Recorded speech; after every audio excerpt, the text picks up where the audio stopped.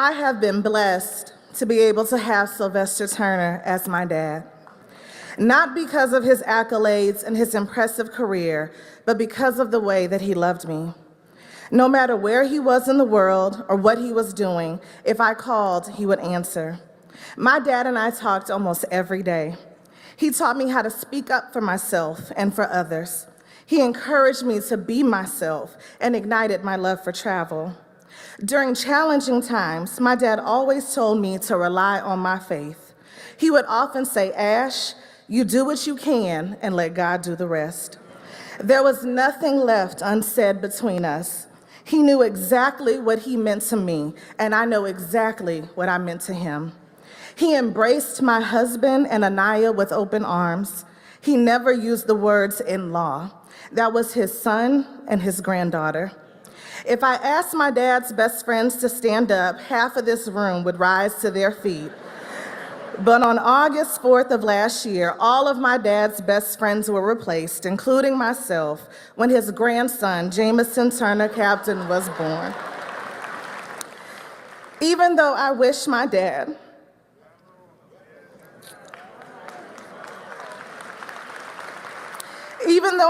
he was physically present to see him grow up, I am grateful for the times that they shared, and I can't wait to tell him stories of his amazing grandfather. My dad had a larger-than-life personality. He had the best sense of humor, and his wit was unmatched. He didn't believe in focusing on the negative, but instead found the positive in every situation.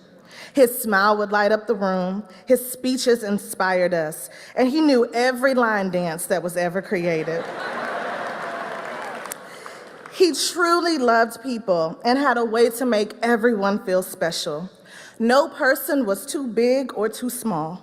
He greeted everyone he came in touch with, whether you were the CEO of a Fortune 500 company or the janitor. He would take the time to acknowledge your presence and shake your hand. It was my honor to share him with the world, a sacrifice with all of my family. He was incredibly loyal, which is shown by his many friendships that date all the way back to elementary and middle school.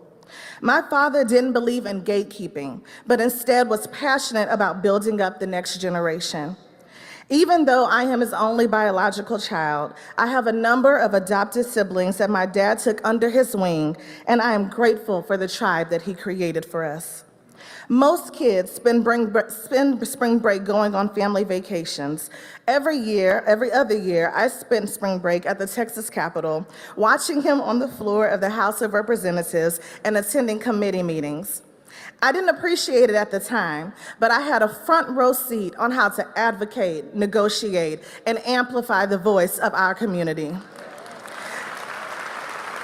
I want to thank his loyal staff from the law firm, Texas Legislature, City Hall, and Congress for your constant love and support. Whether you are a scheduler, aide, or a part of his security detail, you are an intricate part of his success. Thank you to the nurses, doctors, and staff of MD Anderson that gave my dad the best care possible. We all know that my father loved the faith-based community. On any given Sunday, you would find him attending a pastor's anniversary, church banquet, but being a public servant was what he did. Being a man of faith was who he was. No matter what was going on, you could find him at the Church Without Walls, the bingo location, on Sunday mornings. My father loved this city, and I can tell from the outpouring of love that this city loved him too. He wasn't selfish with his time, talent, or resources. He lived his life as a servant fighting for people, especially our children and seniors. He was a steady hand for Houstonians through floods, fires, and a global pandemic. He fought for the working class, women's rights, and diversity, equity, inclusion before it was a trending topic. He believed that our differences made us stronger and they should be celebrated, not feared. He has created a lasting legacy, and I promise to do my best to continue his work as best I can through Sylvester Turner Family Day in the Park, the Juneteenth Parade, and the completion of Bethune Empowerment Center, located in his beloved Acres home. I look forward to seeing the installation of his portrait in City Hall and taking my son to see it. Whether he was walking the halls of the Texas State Capitol, leading our great city, or being our voice in Congress, he stayed true to himself and the God that he served. Let my dad be the example of how to live life in your purpose. He has taught us that as long as you have breath in your body, you still have a purpose to fulfill. He gave it everything that he had until his final day in his earthly dwelling. Isn't it strange that princes and kings and clowns that capers and sawdust rings and common people like you and me are builders for eternity? Each of us given a set of tools, a shapeless mass, a book of rules, and each must take ere life is flown, a stumbling block and a stepping stone. Daddy, you have fought the good fight. You have finished your race, and you have kept the faith. To God be the glory for the things he has done.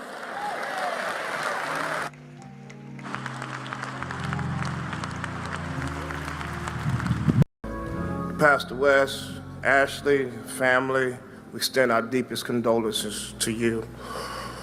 What does the Lord require of you? To act justly, to love mercy, and to walk humbly with your God.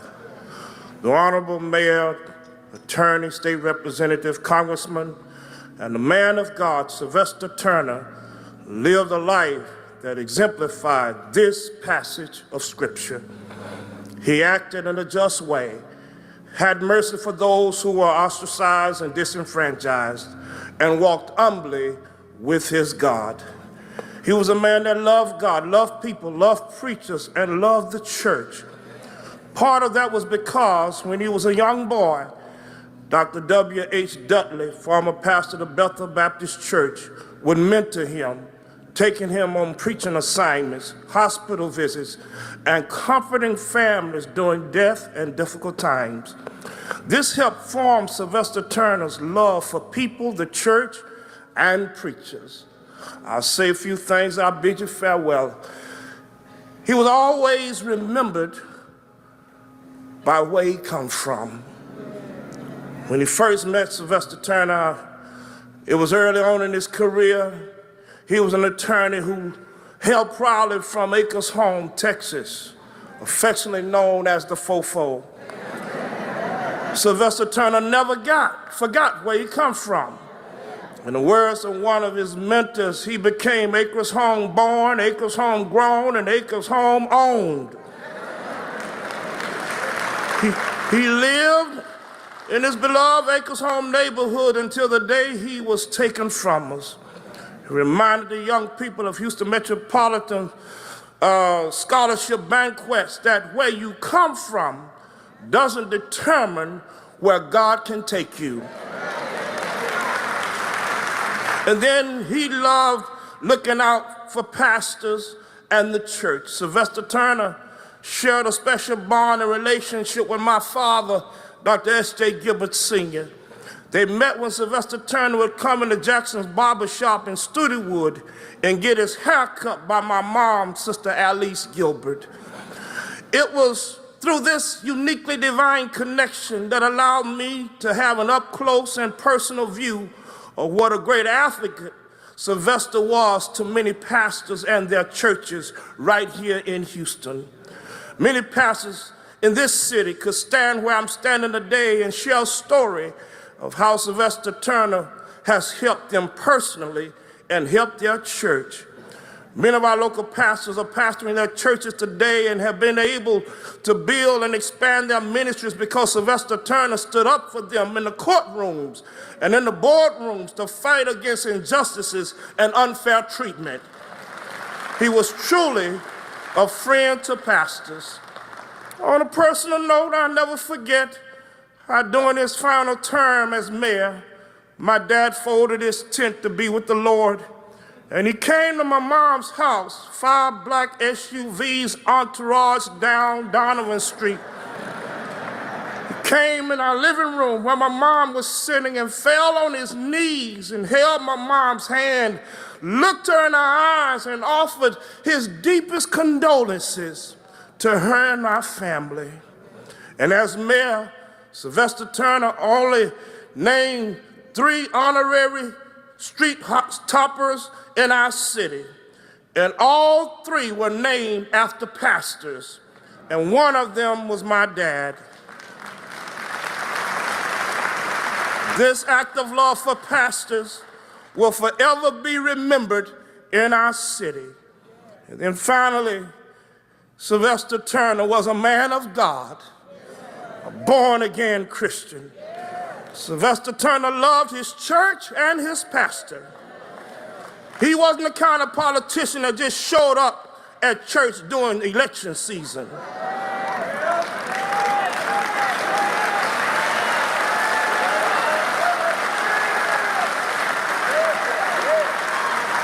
In any setting, he would proudly proclaim with 10 toes down that he was a member of the church without walls. And his pastor was the Dr. Ralph Douglas West. Let me close with this story. You heard it on the screen that Sylvester told when he was planning to retire after 20 years of serving in the state legislature. When he made the announcement in a meeting, there was a lady named Ruby Mosley, and stood up and said to him, Sylvester, if you park your car and you still have gas in it, she said, I don't think God will be pleased. But if you park in your car because all the gas is gone, then I understand, because that means you can't go any further.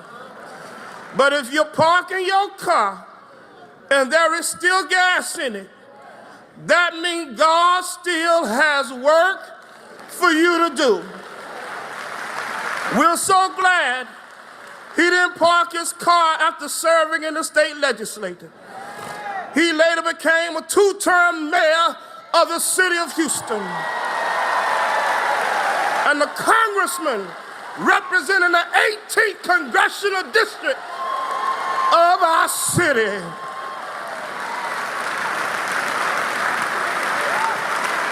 But the other day, after riding in the rodeo parade, waving downtown at all the people, the other day, after being in worship on Sunday morning on the bingo location and sharing with Al West how proud he was of his ministry, the other day, after leaving the president's address, Sylvester Turner ran out of gas.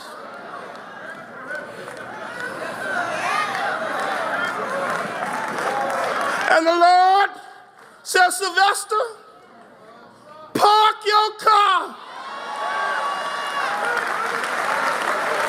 Come on up, where the wicked shall cease from troubling, and the weary shall be able. Come on up, Sylvester, where there's no more sickness, no more heartaches, no more pains. Come on up. You fought a good fight. You ran your race. Come on up, where all the saints of God shall sit at his feet and be blessed.